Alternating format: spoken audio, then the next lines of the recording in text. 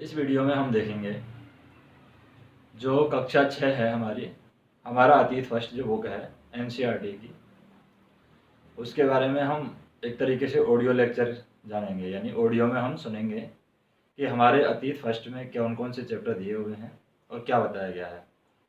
तो आज हम पढ़ेंगे जो बुक है हमारी, उसमें से 1 से 30 पेज तक हम सुनने की कोशिश करेंगे कि 1 से 30 पेज में क्या लिखा हुआ है। सबसे पहला जो चैप्टर है हमारा, अगर आप एनसीईआरटी की बुक में पढ़ोगे तो पहला चैप्टर हमारा पढ़ेगा कि क्या, कब, कहाँ और कैसे हुआ। हमारा अतीत में क्या बताया गया है, कब की बातें हैं जो हमारे अतीत में बताई गई हैं, वहाँ पर कौन कौन सी चीज़ें हैं, कहाँ पर हुई हैं और कैसे हुई हैं, हमारे अतीत का निर्माण है वो किस तरीके से हुआ है, उसके बारे में हम देखेंगे।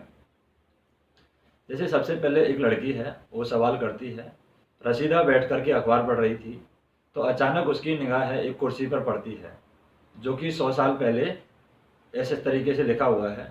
तो ये अखबार में एक सुर्खी थी, उस अखबार की सुर्खी में लिखा हुआ था कि 100 साल पहले। तो उसके दिमाग में आता है कि 100 साल पहले क्या हुआ था, 100 साल पहले की बात क्यों की जा रही है। तो वो एक तरीके से हमारे इतिहास की बातें हैं। तो वह सोचने लगी कि यह कोई कैसे जान सकता है कि इतने वर्षों पहले क्या हुआ। अगर हमें कुछ पता करना है कि 100 साल पहले क्या हुआ था तो हम उसका किस तरीके से पता कर सकते हैं। तो वो हम हमारे अतीत से ही पता कर सकते हैं, हमारे इतिहास से ही पता कर सकते हैं। जैसे अगर हम बात करें कि कैसा पता लगाएं कि पहले हमारे जो इतिहास है उसमें क्या हुआ था, तो ये जानने के लिए हमारे पास क्या तरीका है। एक तो ये है कि तुम रेडियो सुन सकते हो, टेलीविज़न देख सकते हो, या फिर तुम अखबार पढ़ सकते हो, इसमें भी अतीत के बारे में बताया जाता है। साथ ही यह जानने के लिए पिछले साल क्या हुआ था, तुम ऐसे किसी व्यक्ति से बात कर सकते हो जो उस समय की यादें अपने जीवन में लेकर के बैठा हुआ है। लेकिन बहुत पहले क्या हुआ था ये जानने के लिए हमें इतिहास पढ़ना बहुत ज़रूरी है। अब इतिहास जब हम पढ़ते हैं तो हमें क्या करना होता है, अतीत के बारे में हम क्या क्या बातें जान सकते हैं इसके बारे में हम पता करते हैं। कि अतीत के बारे में हम वैसे तो बहुत कुछ जान सकते हैं, लोग क्या खाते थे, कैसे कपड़े पहनते थे, किस तरीके के लोग घर में लोग रहते थे। हम आखेटों के बारे में जान सकते हैं, किस तरीके के वो शिकार करते थे। पशुपालकों के बारे में जान सकते हैं, उस तरह में उस टाइम पर पशुपालन किस तरीके से होता था, लोग खेती किस तरीके से करते थे, उसके बारे में जान सकते हैं। शासकों के बारे में जान सकते हैं, उस समय पर शासक किस तरीके से थे, व्यापारी किस तरीके से थे, पुरोहित लोग हैं, महाजन लोग हैं वो किस तरीके से थे, किस तरीके की बाजार व्यवस्था थी, किस तरीके का शिल्पकार थे, किस तरीके के कलाकार थे, किस तरीके के संगीतकार थे, उनके बारे में हम बात कर सकते हैं। या फिर वैज्ञानिकों के जीवन पद्धतियों के बारे में बात कर सकते हैं कि उस समय वैज्ञानिक हैं वो अपने जीवन को किस तरीके से जीते थे, और वैज्ञानिकों के जीवन के बारे में जानकारियाँ हम हासिल कर सकते हैं। हम अतीत के बारे में अगर और भी जानना चाहें तो हम यह भी पता कर सकते हैं कि उस समय बच्चे हैं वो कौन कौन से खेल खेलते थे, कौन सी लड़कियां हैं किस तरीके से कहानियां सुनती थी, कौन से लड़के हैं किस तरीके के खेल खेलते थे, कौन कौन सी उस समय पर कहानियां चलती थी, कौन से उस समय पर नाटक देखे जाते थे, या फिर कौन कौन से गीत उस समय पर गाए जाते थे। इन सब के बारे में हम किससे जान सकते हैं, अतीत के द्वारा हम इन सभी के बारे में जान सकते हैं। अब बात करते हैं कि लोग कहाँ रहते थे। तो लोग कहाँ रहते थे इसका हम यहाँ पर एक मानचित्र दिखाया गया है। इस मानचित्र में हम देखेंगे कि लोग हैं कहाँ रहते थे। अगर हम बात करें मानचित्र में इसकी जो साइड में अगर पाकिस्तान वाला एरिया हम देखेंगे तो पाकिस्तान वाले एरिया में हमें दिखेगी काबुल नदी है, सुलेमान नदी मिलेगा। और उत्तरी साइड में देखेंगे तो सिंधु नदी हमें मिलेगा। इधर अगर हम पाकिस्तान के एरिया पर यानी राजस्थान के जस्ट ऊपर हम देखें भारत के मैप में तो हमें सतलज, रावी, चेनाब और झेलम नदियाँ मिलेंगी। अगर हम इधर उत्तर प्रदेश की साइड आते हैं तो हिमालय, हिमालय के नीचे गंगा, फिर यमुना, और यमुना में चंबल नदी जाकर के मिल जाती है। चंबल नदी के नीचे फिर विंध्याचल की पहाड़ियाँ हैं, उसमें उसी के नीचे वहाँ पर नर्मदा नदी है। जो नर्मदा नदी और चंबल नदी है उनके पास में ही वहाँ पर क्या है, सोन नदी है। सोन नदी के नीचे अगर हम आते हैं उड़ीसा की साइड आ जाते हैं तो सतपुड़ा, ताप्ती नदी है। उसके बाद में इधर इंडिया का अगर नीचे वाला एरिया हम देखेंगे तो वहाँ पर हमें पश्चिमी घाट मिलेगा और इधर पूर्वी घाट मिलेगा। श्रीलंका के जस्ट पास में पूर्वी घाट मिलेगा और एक तरफ पश्चिमी घाट मिलता है। तो अगर श्रीलंका के जस्ट ऊपर हम देखेंगे तो वहाँ पर कावेरी नदी और पेनार नदी है, तुंगभद्रा नदी है। तुंगभद्रा नदी के ऊपर हम देखेंगे तो कृष्णा नदी है। उसके ऊपर अगर हम देखेंगे तो गोदावरी नदी है। और अगर हम इधर उड़ीसा की साइड जाते हैं तो उड़ीसा की साइड में हमारी महानदी पड़ेगी। तो अगर और इधर हम जाते हैं बांग्लादेश की साइड, तो बांग्लादेश की साइड क्या है, ब्रह्मपुत्र नदी है। गारो पहाड़ियाँ भी उधर की साइड पड़ती है, और गंगा नदी है हमारी वहाँ तक जो हमारी क्या है बांग्लादेश है वहाँ तक गंगा नदी है वो जा रही है। एक तरफ इंडिया के अगर हम देखेंगे तो अरब सागर पड़ेगा और एक तरफ बंगाल की खाड़ी पड़ती है। तो अगर हम मानचित्र में ये सारी चीज़ें देखेंगे तो कई लाख वर्ष पहले से कई लोग हैं वो नर्मदा नदी के बारे में जानते थे, कई लाख साल पहले की बात है। तो यहाँ रहने वाले आरंभिक लोगों में अगर हम बात करें, कुछ लोग थे वो कुशल संग्राहक थे, यानी अच्छी तरीके की चीज़ें इकट्ठा करते थे। जो आसपास के जंगलों की जो विशाल संपदा थी उनसे वो लोग संग्राहक थे, वो लोग परिचित थे। अपने भोजन के लिए वो क्या करते थे, जड़ों, फलों या जंगल के जो भी अन्न उत्पाद हैं उन्हीं को यहीं से उनका संग्रह करते थे और यहीं से वो अपना जीवन यापन करते थे। वे जानवरों का शिकार करते थे और उन्हीं से उनका जीवन यापन है वो यहाँ पर होता था। अगर हम बात करें उत्तर पश्चिम में, अगर हम इंडिया के मैप को देखें यहाँ पर, तो इसी में हमें दिखेगा उत्तर पश्चिम वाला एरिया। तो उत्तर पश्चिम वाला जो एरिया है उसमें क्या मिलेगा हमें, उसमें हमें सुलेमान और कृथर की पहाड़ियाँ मिलेंगी, जो कि पाकिस्तान वाला एरिया सिंधु नदी है उसके ऊपर हमें मिलेगा। कृथर और सुलेमान की पहाड़ियाँ हैं। तो उसमें हम देखें इस क्षेत्र में ऐसे स्थान हैं जहाँ पर लगभग 8000 वर्ष पूर्व स्त्री पुरुषों ने सबसे पहले यहाँ पर गेहूँ और जौ जैसी फसलों को उपजाना शुरू किया था। तो अगर हमसे पूछा जाए कि सबसे पहले गेहूँ और जौ की फसलों का उगाना कहाँ से स्टार्ट हुआ है, तो वो स्टार्ट हुआ है कृथर की और सुलेमान की जो पहाड़ियाँ हैं वहाँ से स्टार्ट किया था स्त्री और पुरुष लोगों ने। 8000 वर्ष पहले की बात है। उन्होंने यहीं पर भेड़ बकरी और गाय बैल जैसे पशुओं का पालना भी यहाँ पर शुरू किया। तो इसके बारे में हम बात कर सकते हैं कि सबसे पहले पशुपालन कहाँ से शुरू हुआ था। तो वहीं पर जो है सुलेमान और कृथर की पहाड़ियाँ हैं वहीं पर सबसे पहले गाय भैंस भेड़ बकरी इन सभी का पालन शुरू हुआ था, यानी उनका पशुपालन का जो काम है वहाँ पर शुरू हुआ था। लोग वहाँ पर गाँव में रहते थे। और अगर हम उत्तर पूर्व वाले एरिया की बात करें, जैसे कि भारत का अगर मैप हम देखेंगे तो भारत के मैप में उत्तर पूर्व का जो एरिया है, उत्तर पूर्व के एरिया में हमें गारो पहाड़ी मिलेगी, जो कि गंगा नदी और ब्रह्मपुत्र नदी के बीच में, ब्रह्मपुत्र नदी जो बांग्लादेश में आती है घूम करके, वहीं पर है गारो पहाड़ जो गारो है। तो गारो और मध्य भारत में हम देखें, मध्य भारत में अगर हम देखें तो विंध्य पहाड़ियाँ हैं और गारो में भी हैं। तो ऐसे वहाँ पर क्षेत्र हैं जहाँ पर कृषि का विकास हुआ है। गारो वाला क्षेत्र है वहाँ पर भी कृषि का विकास हुआ है। और मध्य में इंडिया का जो मैप है वहाँ पर मध्य में विंध्य पहाड़ियाँ दिख रही होंगी, तो वहाँ पर भी क्या हुआ है, कृषि का विकास हुआ है। यहाँ पर सबसे पहले क्या हो गया था चावल उगाया गया था यहाँ पर सबसे पहले। और वे स्थान जहाँ जो कि विंध्य के उत्तर में, अगर विंध्याचल पर्वत के हम देखें उत्तर में है वो स्थान जहाँ पर विंध्याचल पर्वत के उत्तर में स्थित थे, वहाँ पर सबसे पहले चावल उगाया गया था। उसके बाद में अगर हम बात करें इसी मानचित्र में अगर हम देखें तो सिंधु और इसकी सहायक नदियाँ हम देख सकते हैं। सिंधु की सहायक नदी कौन सी है, सिंधु नदी है आगे 4 नदियों में विभाजित होती है, जैसे कि सतलज नदी, रावी नदी, चेनाब नदी है और झेलम नदी है। तो ये 4 नदियों में आगे से घूमती है।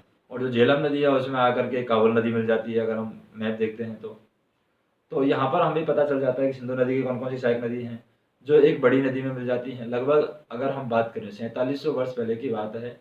इन्हीं नदियों के किनारे हमारे कुछ आरंभिक नगर हैं वो फले फूले थे, जैसे सिंधु नदी है, इनकी सहायक नदियाँ हैं। इन्हीं के किनारे हमारे जो आरंभिक नगर हैं वो फले फूले हैं।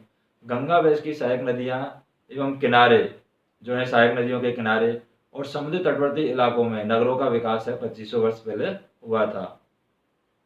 अगर हम बात करें किसमें, दक्षिण एशिया की बात करें, दक्षिण एशिया में कौन आ जाता है, हमारा आधुनिक भारत आ जाता है, पाकिस्तान आ जाता है, बांग्लादेश आ जाता है, नेपाल आ जाता है, भूटान आ जाता है और श्रीलंका आ जाता है। और अफगानिस्तान और ईरान, चीन और म्यांमार आदि जो पड़ोसी देश हैं वो हम देख सकते हैं किसमें, दक्षिण एशिया में। तो दक्षिण एशिया वाले क्षेत्र में ये सारी चीज़ें आ जाती हैं। और दक्षिण एशिया एक महाद्वीप से छोटा है। अगर हम बात करें महाद्वीप के एरिया वाइज बात करें तो महाद्वीप जो एक बड़ा महाद्वीप होता है उससे दक्षिण एशिया हमारा छोटा है, लेकिन विशालता और बाकी एशिया से समुद्र, पहाड़ी और पर्वत में बटे होने के कारण इसे हम उपमहाद्वीप कहा जाते हैं। तो ये महाद्वीप नहीं है दक्षिण एशिया, लेकिन हम दक्षिण एशिया को उपमहाद्वीप क्यों कह सकते हैं, क्योंकि यहाँ पर समुद्रों में बटा हुआ है, पहाड़ियों में बटा हुआ है, पर्वतों में बटा हुआ है। इन बटे हुए क्षेत्र की वजह से हम महाद्वीप का नाम नहीं देके उप महाद्वीप का नाम देते हैं, इसलिए भारत को भी क्या बोला जाता है, एक उप महाद्वीप बोला जाता है। गंगा और उसकी सहायक नदियों के बारे में हम मानचित्र से पता लगा सकते हैं, और जो सोन नदी है उसके बारे में पता लगा सकते हैं। तो गंगा की सहायक नदी की बात करें तो गंगा में कौन कौन सी नदियाँ मिलती है, एक तरफ यमुना आती है, एक तरफ अगर हमारी जो चंबल नदी आती है, दोनों मिलकर के आगे गंगा नदी में जाकर के मिल जाती हैं। और आगे गंगा नदी में ही जैसे चंबल मिलती है और यमुना मिलती है, उसी के जस्ट आगे से हमारी जो सोन नदी है, अगर मानचित्र में देखते हैं तो सोन नदी भी आकर के मिल जाती है। तो ये इसकी सहायक नदियाँ हो जाएंगी। तो इन्हीं नदियों के आसपास का क्षेत्र है प्राचीन काल में मगध के नाम से जाना जाता था, और मगध है वर्तमान में बिहार के नाम से जाना जाता है। और इसके जो शासक थे यहाँ पर, मगध के शासक, वो शक्तिशाली शासक माने जाते हैं। उन्होंने एक विशाल साम्राज्य स्थापित किया था। देश के अन्य हिस्सों में भी यहाँ पर ऐसे राज्यों की स्थापना की गई थी, जिस तरीके से मगध में स्थापना की गई है, ऐसी स्थापना देश के अनेक हिस्सों में की गई है।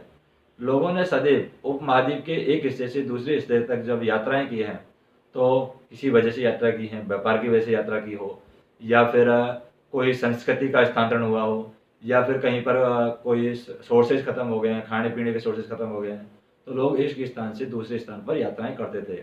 कभी कभी हिमालय जैसे ऊंचे पर्वत, पहाड़ियों, रेगिस्तान, नदियाँ तथा समुद्र के कारण ये यात्राएं कभी कभी जोखिम भरी होती थी।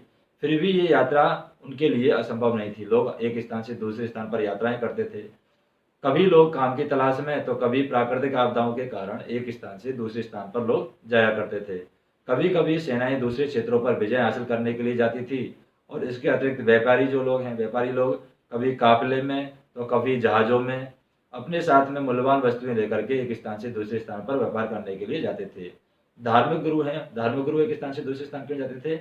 वो लोगों को शिक्षा देने के लिए जाते थे, लोगों को सलाह देने के लिए एक गांव से दूसरे गांव पे जाते थे, एक कस्बे से दूसरे कस्बे में वो जाया करते थे, ताकि जो धार्मिक शिक्षाएं हैं उनका प्रचार प्रसार किया जा सके।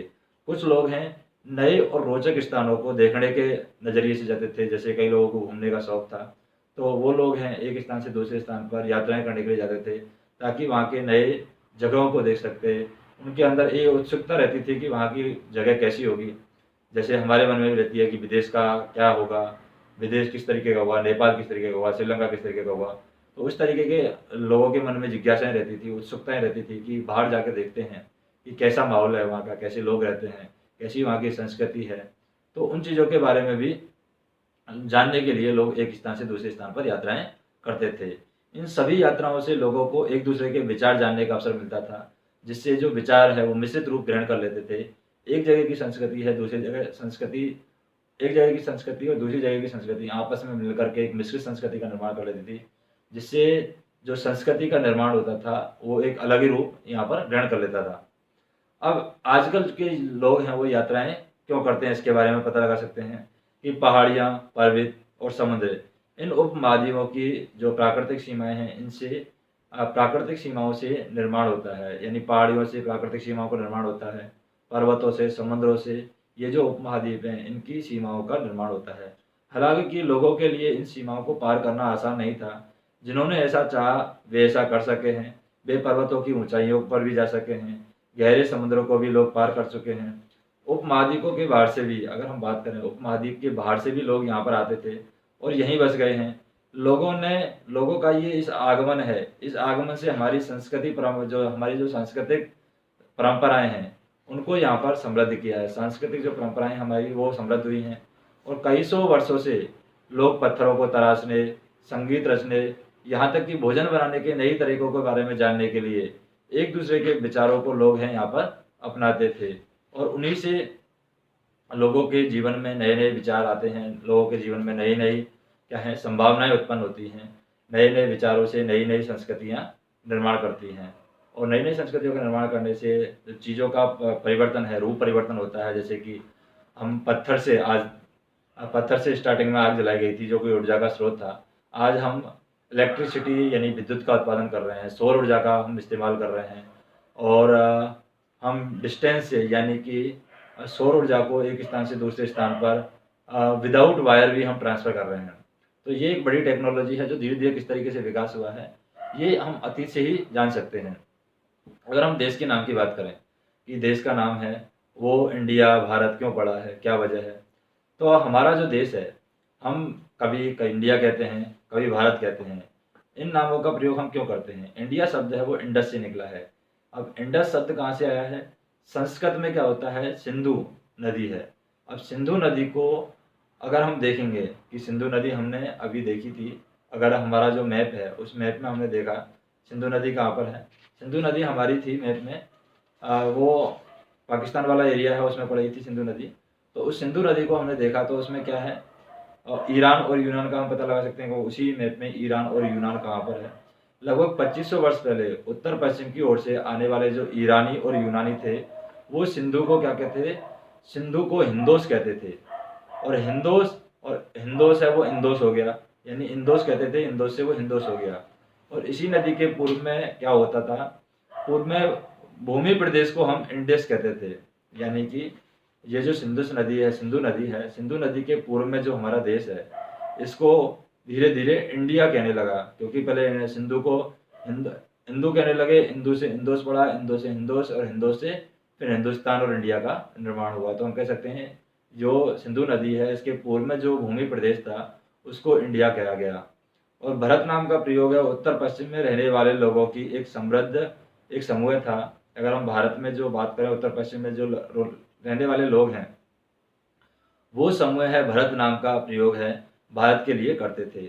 और इस समूह का उल्लेख है संस्कृत की जो, अगर आरंभिक हम संस्कृत की जो पुरानी कलाएं हैं, संस्कृत का जो ऋग्वेद है, संस्कृत का जो कृति है ऋग्वेद, उसमें हम देखेंगे तो उसमें इस समूह के बारे में बताया गया है। जो समूह है उत्तर भारत में, यानी उत्तर पश्चिम जो एरिया है भारत का, उसमें रहता था, और वो भारत के लिए भरत शब्द का इस्तेमाल करता था। और बाद में प्रयोग है यही शब्द, ये भारत के नाम से जाना जाने लगा, यानी ये प्रयोग है देश के लिए होने लगा, भारत है वही देश के लिए इसका इस्तेमाल किया गया जाने लगा। तो सबसे पहले तो ये उत्तर पश्चिम के जो रहने वाले लोग हैं उनके लिए भारत शब्द बोला जाता था, लेकिन धीरे धीरे देश के लिए भी इसका इस्तेमाल होने लगा और भारत नाम पड़ गया।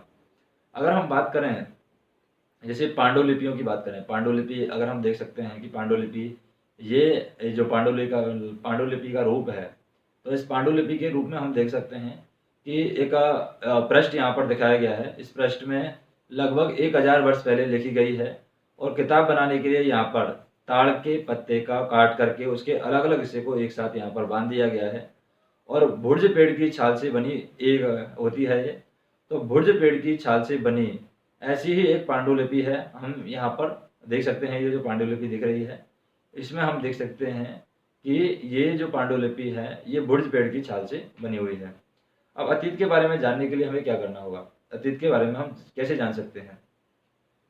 अतीत की जानकारी है हम कई तरीके से प्राप्त कर सकते हैं। इसके लिए एक तरीका है, अतीत में लिखी हुई हम पुस्तकों को पढ़ सकते हैं। उन पुस्तकों को ढूंढ करके पढ़ेंगे तो हमें उन पुस्तकों में अतीत के बारे में जानकारी मिलेगी। ये पुस्तकें हाथ से लिखी होने के कारण इन पुस्तकों को हम क्या कहते हैं, पांडुलिपि कहते हैं। अंग्रेजी में जो पांडुलिपि है, अंग्रेजी में पांडुलिपि के लिए प्रयुक्त होने वाला जो शब्द है वो है मैन्यूस्क्रिप्ट। ये शब्द है लैटिन शब्द जो है मैनू, जिसका अर्थ होता है हाथ से निकला हुआ, उससे बना है। ये पांडुलिपियां हैं वो प्राय ताड़ के पत्रों पर अथवा हिमालय क्षेत्र में उगने वाला एक भुर्ज नामक पेड़ है उसकी छाल से विशेष तरीके से तैयार एक भोजपत्र पर ये पांडुलिपियां लिखी जाती थी। अब कितने वर्षों में, इतने सारे वर्ष हैं, इतने सारे वर्षों में इनमें से कई जो पांडुलिपि हैं, जो लिखी गई थी पांडुलिपि, उनको कीड़ों ने खा लिया। कुछ पांडुलिपियां हैं वो नष्ट कर दी गई। ऐसी भी कई पांडुलिपियां हैं जो आज उपलब्ध हैं, और उन पांडुलिपियों में मंदिरों और विहारों में ये पांडुलिपियां हमें प्राप्त होती हैं।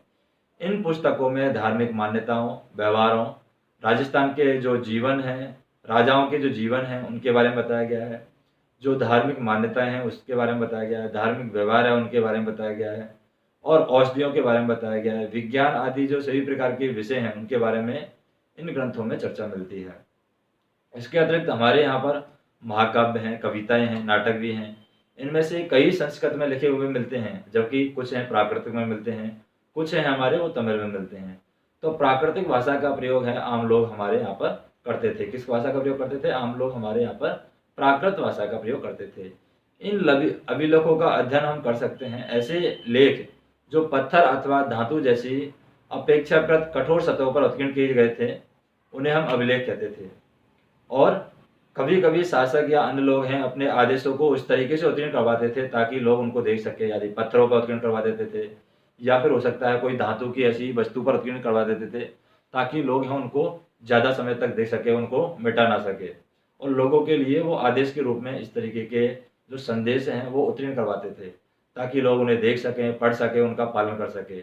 कुछ अन्य प्रकार के अभिलेख भी मिलते हैं जिनमें राजाओं और रानियों सहित अन्य स्त्री पुरुषों ने भी अपने कार्यों के विवरण में उत्कीर्ण करवाए थे, यानी राजाओं के अलावा भी अन्य स्त्री पुरुष जो रहते थे वहाँ पर, उन्होंने अपने कार्यों के विवरण में उत्कीर्ण किए हैं। उदाहरण के लिए हम बात करें, शासकों के जो लड़ाइयाँ होती थी, उनके लड़ाइयों में जो उनको विजय प्राप्त हुई थी, तो विजयों का लेखा जोखा है वो अभिलेखों में रखते थे। लगभग हम बात करें, ये जो दिखाया गया है अभिलेख लगभग 2250 वर्ष पुराना है, और यह अभिलेख वर्तमान में अफगानिस्तान के कंधार से प्राप्त हुआ है। और यह अभिलेख है अशोक नामक शासक के आदेश पर उत्कीर्ण करवाया गया था। और इस शासक के विषय में हम आगे भी देखेंगे। जब हम कुछ लिखते हैं तब हम किसी लिपि का प्रयोग करते हैं, और लिपियां अक्षरों या संकेतों से बनी होती हैं। जब हम कुछ बोलते हैं या पढ़ते हैं तो हम भाषा का प्रयोग करते हैं, लेकिन जब हम लिखते हैं तो लिखते समय हम लिपि का प्रयोग करते हैं, और लिपियों में हमारे अक्षर होते हैं या संकेत होते हैं। और इस अभिलेख को हम, या ये जो अभिलेख देख रहे हैं, यह अभिलेख इस क्षेत्र में प्रयुक्त होने वाली जो यूनानी अथवा जो अरामेइक नामक जो भिन्न लिपियां हैं और भाषाएं हैं, उनमें ये अभिलेख लिखा हुआ है, जिसमें यूनानी और अरामेइक दोनों भाषाएं और दोनों लिपियां हैं इसमें मिश्रित हैं। अब हम पता कर सकते हैं कि ये जो अभिलेख हैं ये कठोर सतह पर लिखवाने का क्या कारण हो सकता है, क्या लाभ हो सकते हैं। क्योंकि ये ज़्यादा देर तक रहेंगे, ज़्यादा देर तक ये मिटेंगे नहीं, तो ज़्यादा देर तक मिटेंगे नहीं तो लोग हैं ज़्यादा देर तक जानकारी हासिल कर सकते हैं, ज़्यादा टाइम तक उनका पालन किया जा सकता है। इसलिए इनको कठोर सतह पर इनका निर्माण करवाया जाता था। अब हम बात कर सकते हैं कि इसके अतिरिक्त कुछ अन्य वस्तुएं अतीत में बनी हैं और प्रयोग में लाई जाती हैं। तो कौन कौन सी वस्तुएं हैं जो अतीत में बनी हैं? ऐसी वस्तुओं का अध्ययन करने वाला जो व्यक्ति है, उस व्यक्ति को हम क्या कहते हैं? जो व्यक्ति अतीत में बनी हुई या प्रयोग में लाई जाती हैं उन वस्तुओं का अध्ययन करता है, उसे हम कहते हैं पुरातात्विद। जो व्यक्ति अतीत में बनी हुई वस्तुओं का अध्ययन करता है उसे हम पुरातात्विक कहते हैं। और पुरातात्विद पत्थर और ईंटों से बनी हुई इमारतों के अवशेष, उनके चित्रों, मूर्तियों का अध्ययन करते हैं। वे औजारों, हथियारों, जो बर्तन मिले हैं और जो भी आभूषण उस टाइम के मिले हैं उनका वो अध्ययन करते हैं। जैसे यहाँ पर ये जो दिखाया गया है, मटका टाइप में जो दिखाया गया है, ये प्राचीन नगर से प्राप्त मटका है, प्राप्त पात्र है। और इस तरह के पात्रों का प्रयोग है 4700 वर्ष हुआ था। 4700 वर्ष पहले के आसपास इस तरीके के पात्रों का प्रयोग होता था। और इसके जो राइट साइड में यहाँ पर दिखाया गया है हमारे पास में, इसमें हम बात करें तो ये चांदी का सिक्का है, जो टूटा हुआ दिख रहा है ये चांदी का सिक्का है। और इस तरह के सिक्के का प्रयोग है लगभग 2500 वर्ष पहले होता था। और हमारे द्वारा आज प्रयोग में आने वाले सिक्कों में यह सिक्का कैसे भिन्न है इसके बारे में देख सकते हैं। आज तक हम किस तरीके के सिक्का का इस्तेमाल करते हैं, पहले ये चांदी का सिक्का है वो किस तरीके का बनता था और उसकी संरचना किस तरीके की थी। तो यहाँ पर सिक्कों की प्राप्ति के लिए छानबीन है, ये पुरातात्विद करते हैं, खुदाई भी करते हैं। इनमें से कुछ वस्तुएं हैं जैसे कि पत्थर की बनी होती हैं, कुछ पक्की ईंटों की बनी होती हैं, कुछ वस्तुएं हैं वो धातु की बनी हुई होती हैं। तो ऐसे तत्व हैं वो कठोर हैं और जल्दी नष्ट न होने वाले होते हैं, जो कठोर वस्तुओं से बने होते हैं। तो पुरातात्विद जानवरों, चिड़िया या मछलियों की हड्डियां भी ढूंढते हैं, और इससे उन्हें यह जानने में मदद मिलती है कि अतीत में लोग क्या खाते थे। वनस्पतियों के अवशेष हैं बहुत मुश्किल से मिल पाते हैं क्योंकि वो धीरे धीरे समय के अनुसार नष्ट हो जाते हैं। तो इतने लंबे समय तक वनस्पतियों के अवशेष ढूंढ पाना थोड़ा मुश्किल है। यदि अन्न के दाने या लकड़ी के टुकड़े अगर हमें जले मिलते हैं तो वे जले हुए रूप में बचे रहते हैं, तो उनसे हम पता लगा सकते हैं कि वो किसके अवशेष हैं, लोग उस समय क्या खाते थे। क्या पुरातात्विदों को कपड़ों के अवशेष भी मिलते होंगे? अगर हम बात करें कपड़े के अवशेष भी हो सकता है मिले रहे हों कहीं पर भी। तो किस तरीके के लोग कपड़े पहनते थे और किस तरीके की वेशभूषा थी उसके बारे में भी पुरातात्विदों को जानकारी मिलती है।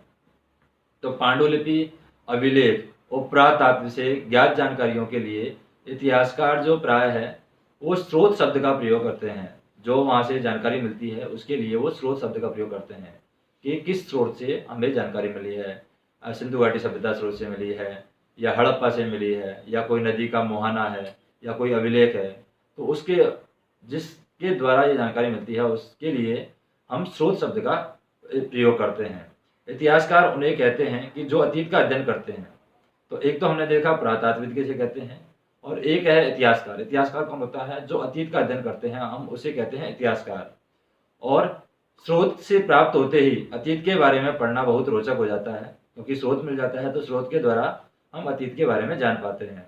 क्योंकि इन स्रोतों की सहायता से हम धीरे धीरे अतीत का पुनर्निर्माण करने जाते हैं, और धीरे धीरे अतीत का पुनर्निर्माण करते हुए हम अतीत के बारे में जानकारी हासिल करते जाते हैं। अतः अगर हम बात करें इतिहासकारों की, तो इतिहासकार तथा पुरातात्विद हैं उन जासूसों की तरह हैं जो अन्य सभी स्रोतों का प्रयोग सुराग के रूप में करके अतीत को जानने का प्रयास करते हैं। अतीत जो है हमारा, वो अतीत एक है या अनेक है, उसके बारे में अगर हम बात करें तो हमें जैसे हमारा ये पुस्तक का शीर्षक है वो हमारे अतीत है, तो हमारे अतीत में यहाँ अतीत शब्द का प्रयोग है वो बहुवचन के रूप में किया गया है। ऐसा इस तथ्य की ओर ध्यान दिलाने के लिए किया गया है कि अलग अलग समय के लोग इस अतीत को अलग अलग मायने रखते हैं। इस अलग अलग समय के लोगों के लिए इस अतीत का जो मायना है वो अलग है। अलग अलग तरीके से लोग हैं इस अतीत के बारे में जानकारी हासिल करते हैं। अलग अलग तरीके से लोग हैं इस अतीत के बारे में जानकारी प्राप्त करते हैं, और अपना जो पक्ष है वो अलग अलग रखते हैं। तो उदाहरण के लिए हम बात करें, पशुपालक और कृषकों का जीवन है, राजाओं और रानियों का जीवन है उनसे किस तरीके से भिन्न था। व्यापारियों का जीवन है वो शिल्पकारों के जीवन से बहुत भिन्न था, जैसा कि हम आज भी देखते हैं। उस समय देश के अलग अलग हिस्सों में लोग अलग अलग व्यवहारों, रीति रिवाजों का पालन करते थे। उदाहरण के लिए अगर हम बात करें, उदाहरण के लिए आज अंडमान द्वीप के अधिकांश लोग हैं अपना भोजन है मछलियाँ पकड़ करके करते हैं, शिकार करके करते हैं, फल फूल के संग्रह के द्वारा प्राप्त करते हैं। इसके विपरीत अगर हम बात करें शहरों में रहने वाले लोगों की, तो शहरों में रहने वाले लोग हैं वो खाद्य आपूर्ति के लिए अन्य व्यक्तियों पर निर्भर रहते हैं। इस तरह के भेद हैं वो अतीत में भी विद्यमान थे। इसके अतिरिक्त अगर हम बात करें, एक तरह का भेद है, उस समय शासक अपनी विजयों का लेखा जोखा रखते थे। यही कारण है कि हम उन शासकों और उनके द्वारा लड़ी गई लड़ाइयों के बारे में काफ़ी कुछ जानते हैं। अगर वो ऐसा नहीं करते, वो अभिलेख नहीं लिखते, तो हम उनके बारे में जानकारी हासिल करने में सफल नहीं हो पाते। तो ये एक अच्छी बात है कि उन्होंने अपने विजयों का लेखा जोखा रखा, जिससे हमें अपने अतीत के बारे में जानकारी मिलती है कि हमारे पूर्वज किस तरीके से रहते थे, किस तरीके से उनकी परंपराएं थी, उनके द्वारा लड़ी जाने वाली लड़ाइयों के बारे में हमें जानकारी मिलती है। जबकि शिकार, मछुआरे, संग्राहक, कृषक और पशुपालक जैसे आम आदमी हैं अपने कार्य का लेखा जोखा नहीं रखते थे, तो हमें क्या करना होता है, उनके लिए उनके कार्यों के बारे में जानने में थोड़ा मुश्किल हमें प्रतीत होता है। पुरातात्विक की सहायता से हम अपने जीवन को जानने में हमारी मदद मिलती है, हालांकि अभी भी इसके बारे में बहुत कुछ जानना बाकी है। तिथियों का मतलब क्या है? अगर हम देखते हैं कि इतिहास में तिथियां बहुत दी जाती हैं, तिथियों के बारे में बताया जाता है। तिथियों का मतलब क्या है? अगर कोई तुमसे तिथि के बारे में पूछे तो तुम शायद उस दिन की तारीख, माह या वर्ष, जैसे कि 2000 की बात है या इसी तरह का कोई वर्ष आप बता सकते हो। लेकिन वर्ष की यह गणना है ईसाई धर्म प्रवर्तक जो ईसा मसीह है, ईसा मसीह की जन्मतिथि से की जाती है। 2000 वर्ष कहने का तात्पर्य है कि ईसा मसीह के जन्म के 2000 वर्ष के बाद की बात है। इसी तरीके से ईसा मसीह के अगर जन्म के पूर्व की अगर तिथि हम देखते हैं तो उनमें लिखा हुआ रहेगा ईसा पूर्व, यानी ईसा मसीह के जन्म से पूर्व की बात है, यानी 2500 ईसा पूर्व लिखा हुआ है। तो इसका मतलब ईसा मसीह का जो जन्म हुआ था उससे 2500 वर्ष पहले की बात की जा रही है। इसी पुस्तक में अगर हम देखेंगे कि हम 2000 को अपने आरंभिक बिंदु मानते हैं, और वर्तमान में पूर्व की तिथियों का अगर हम अध्ययन करते हैं कि कौन कौन सी तिथि है वो किस तरीके से दी जाती है। जैसे अगर इतिहास की में तिथियों की बात करें तो अंग्रेजी में बीसी लिखते हैं, हिंदी में उसको ईसा पूर्व लिखते हैं, यानी बिफोर क्राइस्ट, ईसा पूर्व है बीसी।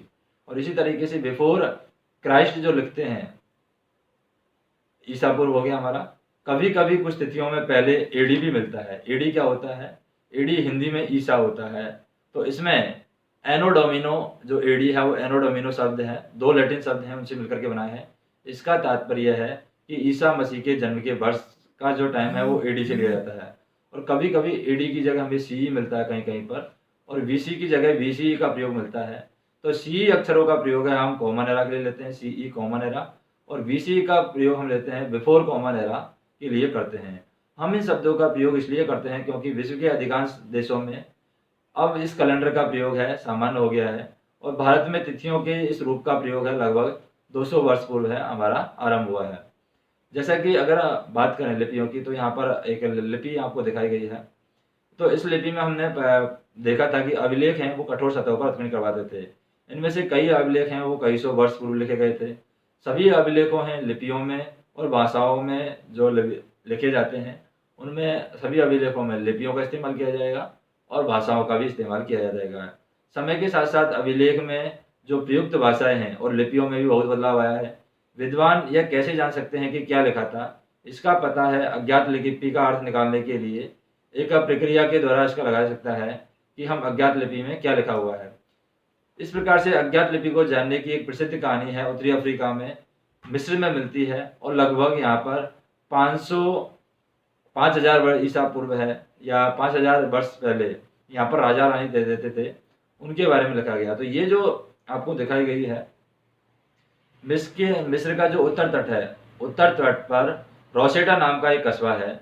यहाँ एक ऐसे उत्कीर्ण पत्थर मिला है जिस पर एक लेख में 3 भिन्न भिन्न भाषाओं और लिपियां यूनानी और मिस्री लिपि के 2 प्रकारों में लिखा हुआ है। कुछ विद्वान यूनानी भाषा पढ़ सकते थे। उन्होंने बताया है कि राजाओं और रानियों के नाम एक छोटे से फ्रेम में लिखाए गए हैं।